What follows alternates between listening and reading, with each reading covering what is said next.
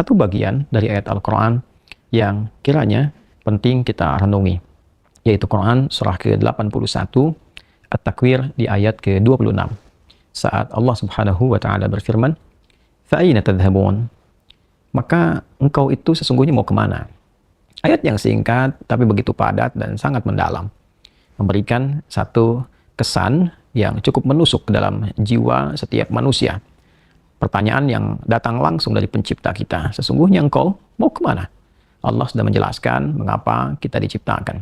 Ketika Allah menyampaikan, tidaklah aku ciptakan jin dan manusia itu kecuali untuk menaati aku, untuk beribadah kepada aku. Jadi sifat menjalani kehidupan di muka bumi ini adalah dilandaskan pada kepatuhan kita kepada Allah Subhanahu wa Ta'ala. Kepatuhan itulah yang disebut dengan ibadah.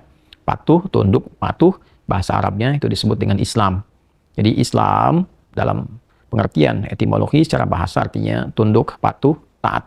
Orangnya disebut dengan Muslim. Jadi setiap manusia itu konsekuensinya memang mesti patuh, tunduk, dan taat kepada Sang Pencipta, yaitu Allah Subhanahu wa Ta'ala. Karena itu ketika Allah menyampaikan di dalam firman-Nya, "Wa ma khalaqtul jinna wal insa illa liya'budun."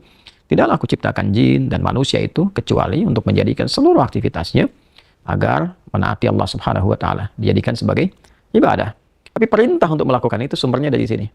Ya, dari titik terdalamnya. Di dalam itu cuma ada dua. Ada jiwa takwa, ada jiwa fujur.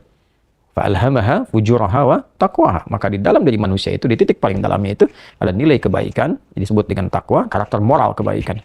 Ada yang buruk disebut dengan fujur. Nama lainnya disebut dengan nafsu.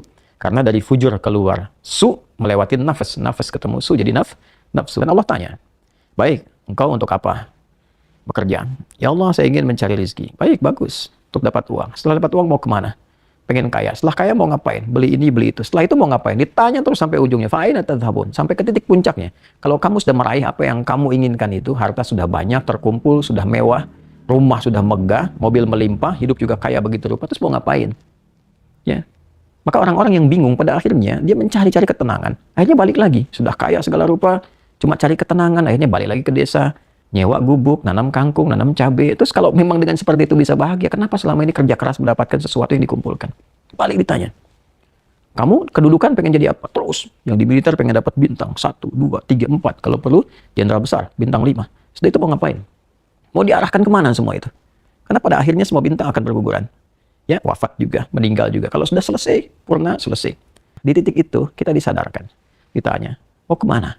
Maka dijawablah dengan jawaban yang sangat mendalam. Inni dzahibun ila rabbi sayahdin. Yang terbaik adalah katakan, saya ini menyiapkan bekal untuk berjumpa dengan Rabbku. Itu jawaban yang paling indah.